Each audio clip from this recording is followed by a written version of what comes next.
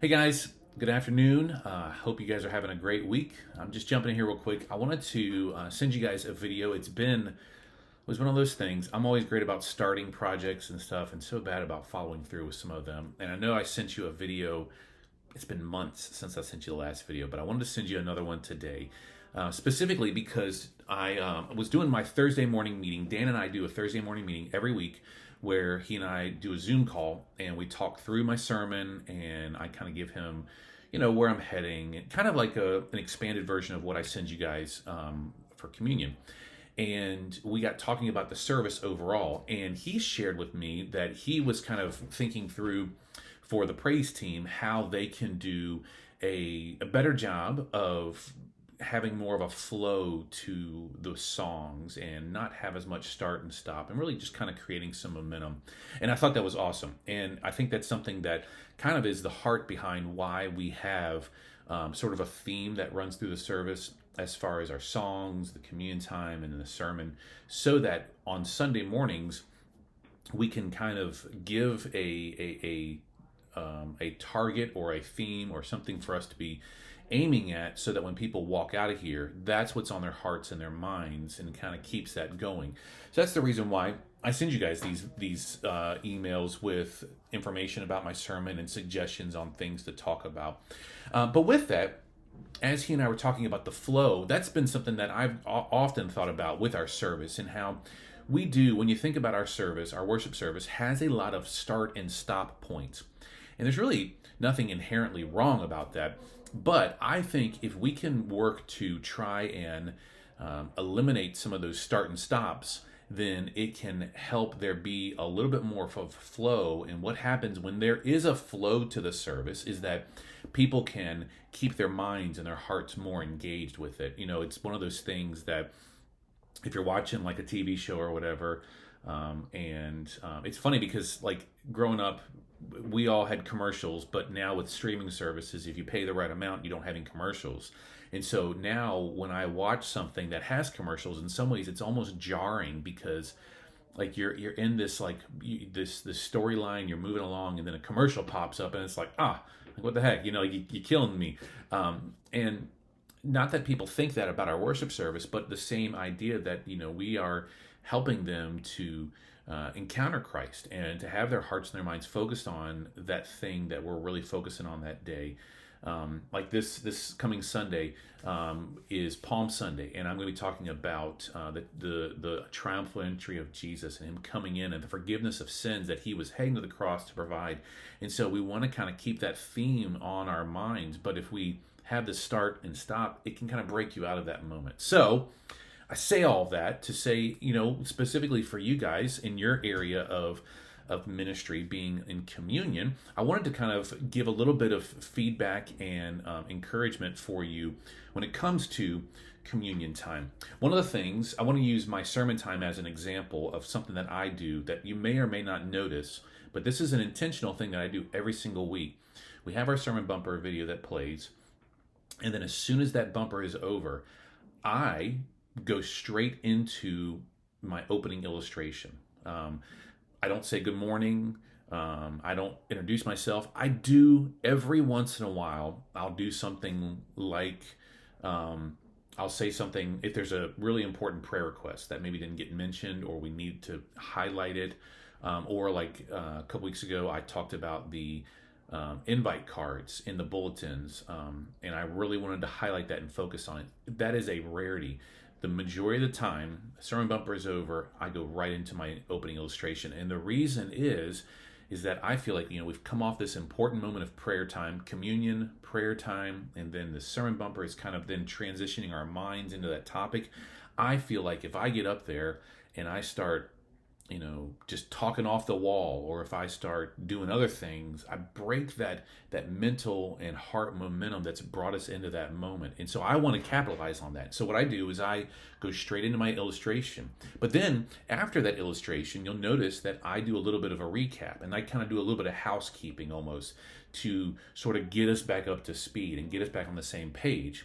So translate that into communion time. And there's a couple things that I want to suggest for you guys. I've got notes down here, so I'll make sure I cover everything.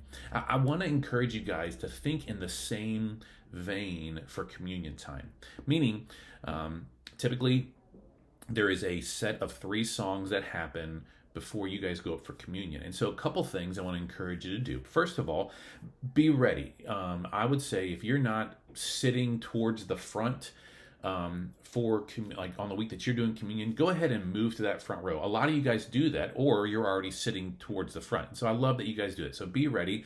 But the moment that the praise team is done, when Dan says, be seated, that's your cue to go for it. You don't need to wait for them to be off stage. In fact, I've told Dan, you guys just go and do your stuff and let them start into communion time. So you go ahead and grab that table, go on up and start your stuff. And I would say, as you're doing that, you don't need to be secretive or quiet. Everybody sees you, but go ahead and just, get into place. And then as soon as the table is down, you've got your notes ready to go. Maybe even have in mind already what you're going to say so that you don't have to stop and think and say something else. Because sometimes that's the thing. It's like, well, what do I say at first? And so sometimes we'll say, well, good morning, and then we have a response.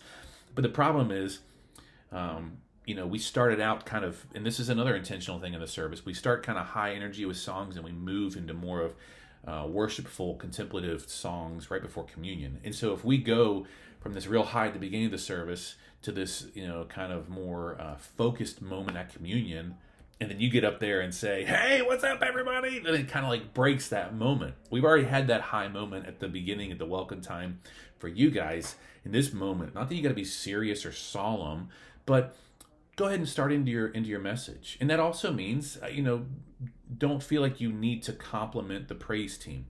We love them. We love what they do. But a couple things that happens when we do that. If we compliment one person specifically in the praise team, man, what about everybody else? Also, we kind of subconsciously reinforce something that I preached about this past week, that it's not a concert and it's not for our enjoyment. And so we can thank them, and we do thank the praise team and the production team and all of them regularly. But let's not do that in communion time anymore. Communion time, let's focus it on communion. So when you get up there, you come, you have your notes ready, go ahead and start right into it. There's a couple different ways you can do that. You can make a statement like, as we come to communion time now, and then roll into your communion devotion, you can just start right into, if you have a story. Growing up for me, I remember when we would come and start into those stories and those illustrations. Start with a Bible verse. 1 Corinthians chapter 11 verse 26 says right into there, or just start into whatever you're going to be talking about. Don't feel like you have to have an opening statement. Everybody's there, everybody's engaged. You don't have to do it. But when you do make that opening statement, it can sometimes break that mental and heart momentum that's already been laid there with it.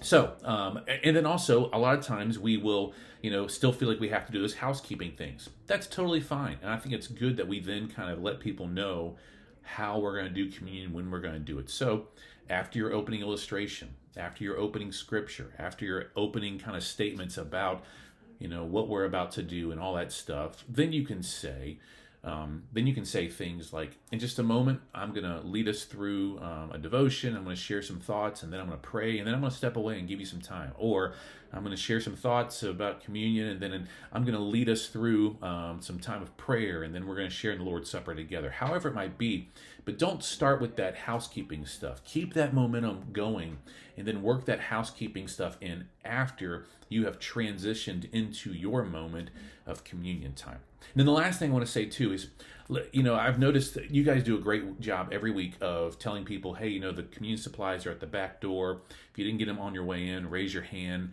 The problem is no one raises their hand. So let's just not even mention that anymore. Let's just take that element out. Our first impressions team does a really great job of, when there are new people, of pointing out to them, hey, we do communion every week, and there are elements as you walk in the front door. So our new folks, they know about it. It's been pointed out to them. They're not the ones that are missing it. A lot of times it's our folks that are already part of the church, and they know that the communion supplies are at the back door, and they never raise their hands. They always get up and go back and get it. So let's not even mention that anymore. And by eliminating that, it keeps us from losing that momentum that's already been set. So I hope all that makes sense. The goal is not to be so polished and organized that there's no heart left in it, we want that. But we also want to make sure that we can eliminate any types of roadblocks or potholes or speed bumps along the way that could keep people or take people out of that moment, that presence with the Lord. And so, just kind of recap real quick. When the third song is over in that set, as soon as Dan seats them, that's your cue to start. Move from that front seat, that front row, grab the table, head on up, and go ahead and get in place, and start right into whatever you have prepared, whether it's a scripture verse or if it's kind of just a, I want to thank you for your, joining us today, and as we celebrate communion. But don't do it in a hyped way of like, hey, what's up, everybody? Just kind of like, again, keep that momentum, keep that focus going. I appreciate what you guys do. I love it. You guys put in a lot of heart and a lot of time in preparation in communion time. And I know you do that because you know the importance of it, and you know the value of communion. You know just how special it is. And I appreciate your heart with that. I know you don't do it for kudos. I know you don't do it for pats on the back, but we do appreciate the time you put into it. So hopefully you have a great week and a great rest of the day, and I will see you soon. Thanks.